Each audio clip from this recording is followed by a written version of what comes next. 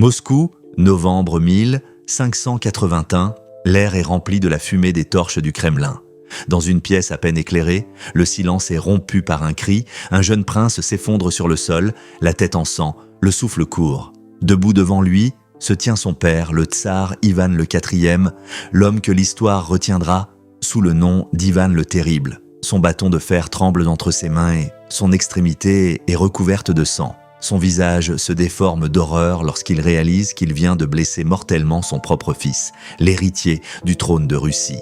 Des témoins se souviendront plus tard de son cri d'angoisse « J'ai tué mon fils, j'ai tué mon fils ». Mais comment le souverain le plus puissant de Russie est-il devenu un homme rongé par la paranoïa, la rage et la cruauté? Un homme qui a détruit non seulement ses ennemis, mais aussi sa propre lignée. Pour comprendre la nuit où le tsar a battu son fils à mort, on doit remonter dans le temps jusqu'à l'enfance d'un garçon abandonné dans une meute de loups. Ivan le IV est né en 1530, héritier de la puissante dynastie des Ruriks qui régnait sur la Russie depuis des siècles.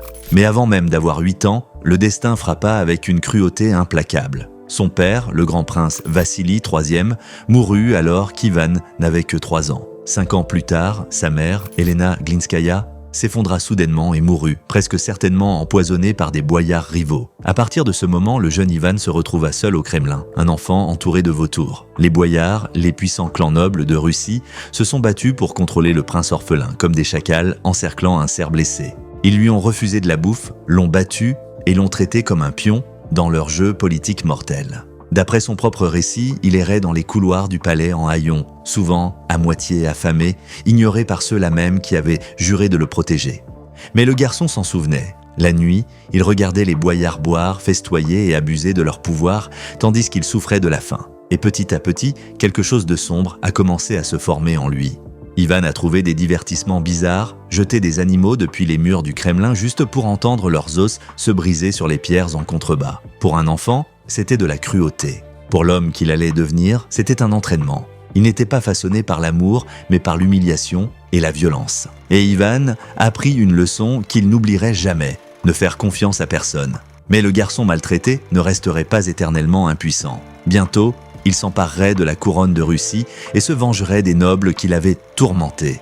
Par une froide journée de janvier 1547, à l'âge de 16 ans seulement, Ivan monta sur le trône, et pas en tant que simple prince. Il s'est couronné lui-même premier tsar de toutes les Russies, un titre destiné à l'élever au-dessus des boyards querelleurs et à le placer au même rang que les empereurs de Rome. Le garçon qui avait autrefois été battu et affamé était désormais un souverain absolu. Au début, on aurait dit qu'une nouvelle ère dorée s'annonçait. Peu après, Ivan épousa Anastasia Romanovna, une noble dont la douceur apaisait sa rage. Avec elle, à ses côtés, il semblait presque humain. Ensemble, ils réformèrent le gouvernement, limitèrent le pouvoir des boyards et apportèrent de même une certaine stabilité à Moscou. Ivan était toujours instable, mais sous l'influence d'Anastasia, il faisait preuve de retenue. Pendant un moment, la Russie vit l'espoir renaître. Mais cet espoir fut de courte durée.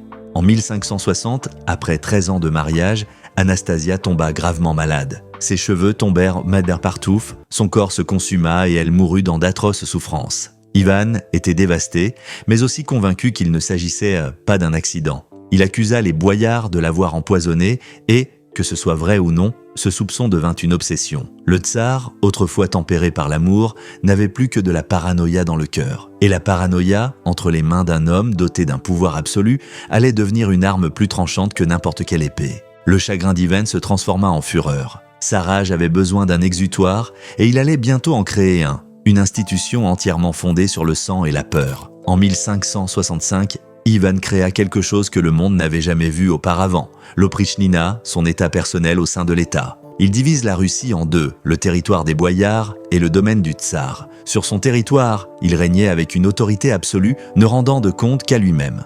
Pour imposer cette vision cauchemardesque, il rassembla une armée d'hommes en noir, les Oprichniki. Ils étaient vêtus de noir, montèrent des chevaux noirs et portaient de chez 2 symboles terrifiants. Une tête de chien pour flairer la trahison et un balai pour me balayer les coupables. Partout où ils passaient, les villages brûlaient, les nobles hurlaient et les corps tombaient. Les Oprichniki n'étaient pas des soldats, mais des bourreaux. Des familles entières de boyards ont été exterminées. Des hommes ont été écorchés vifs. Les femmes étaient violées et mutilées. Des innocents étaient torturés sur les places publiques pour faire passer un message. La loyauté envers le tsar n'était pas facultative. C'était une question de survie. L'atrocité la plus tristement célèbre eut lieu en 1570 lorsque Ivan tourna sa fureur contre la ville de Novgorod. Convaincu que ses citoyens complotaient avec la Pologne, Ivan déclencha plusieurs semaines de terreur. Des milliers de personnes furent traînées jusqu'à la rivière gelée, ligotées et jetées sous la glace. Les prêtres ont été massacrés sur leurs propres autels. Les bébés ont été écrasés contre les murs. À la fin, des dizaines de milliers de personnes gisaient, mortes, leurs cris étouffés par la neige hivernale.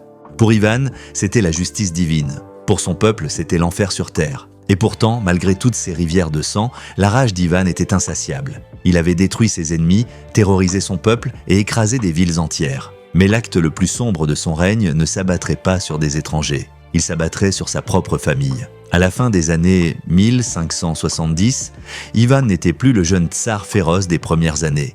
Il vieillissait, était malade et de plus en plus instable. Ses accès de rage survenaient sans prévenir, comme des éruptions volcaniques soudaines qui terrifiaient même ses plus proches conseillers. Il souffrait de violentes sautes d'humeur et de crises d'épilepsie. Un instant, il s'effondrait en prière, pleurant devant les icônes, implorant le pardon de Dieu.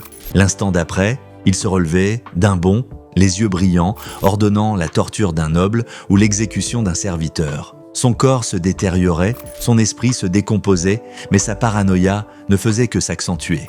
Il voyait des complots partout, des trahisons dans chaque ombre, et bientôt, sa propre famille ne fut pas épargnée par ses soupçons. Son fils aîné et héritier, Ivan Ivanovitch, était tout ce que le peuple attendait d'un futur souverain. Intelligent, déterminé, admiré pour sa force, il était l'opposé du chaos de son père, un prince qui aurait pu mener la Russie vers un avenir meilleur. Mais Ivan le Terrible ne supportait pas l'idée que quelqu'un, même son fils, puisse lui faire de l'ombre.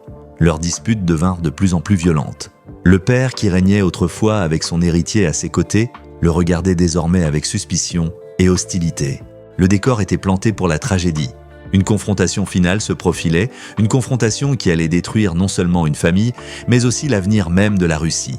Nous étions en novembre 1581. La tension au sein du Kremlin avait atteint son paroxysme. L'étincelle ne jaillit pas dans la salle du conseil, mais dans l'endroit le plus intime, les appartements privés de la famille. La belle-fille d'Ivan enceinte s'était habillée d'une manière que le tsar jugeait inappropriée. Furieux, Ivan la frappa violemment au ventre.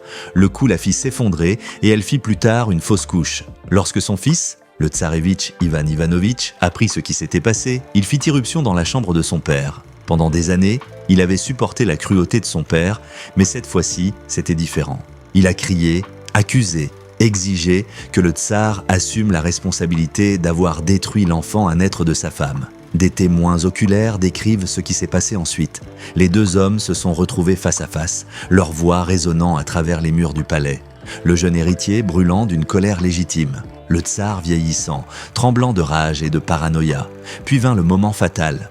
Ivan le IV saisit son bâton de fer, une arme qu'il portait souvent, et dans un accès de rage aveugle, il le brandit.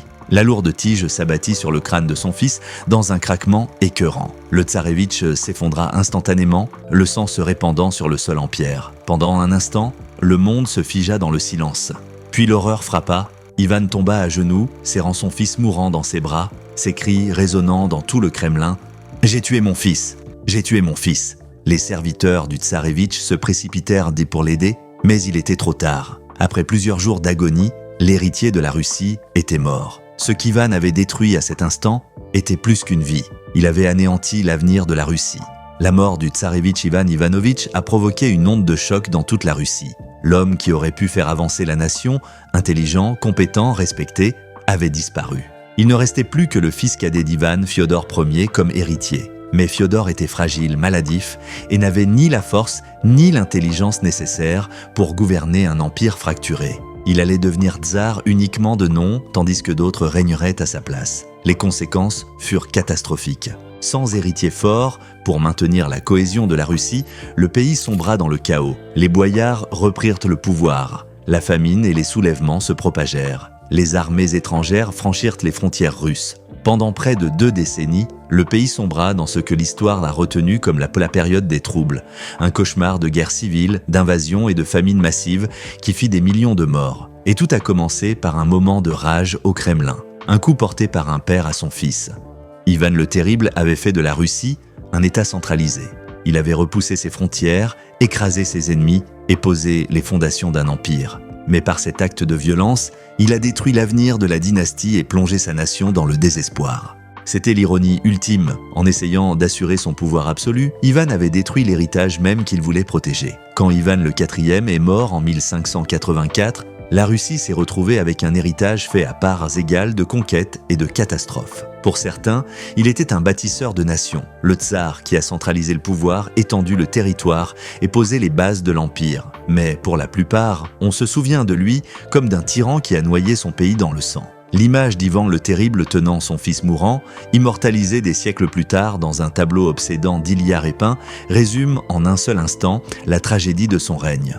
La rage d'un père, le corps brisé d'un fils et une dynastie ruinée. Ivan a commencé sa vie comme un enfant négligé, abandonné à la cruauté. Il est devenu un souverain qui a infligé la cruauté à toute une nation. Et dans son dernier acte, le plus tristement célèbre, il a tourné cette cruauté contre son propre sang, assassinant le seul héritier qui aurait pu sauver la Russie de siècles de troubles. Le sceptre qu'il a utilisé pour frapper son fils était plus qu'une arme. C'était un symbole de son règne, lourd, impitoyable et imprégné de peur. Et en cette terrible nuit de novembre, il n'a pas seulement tué un prince, il a tué l'avenir de la Russie elle-même.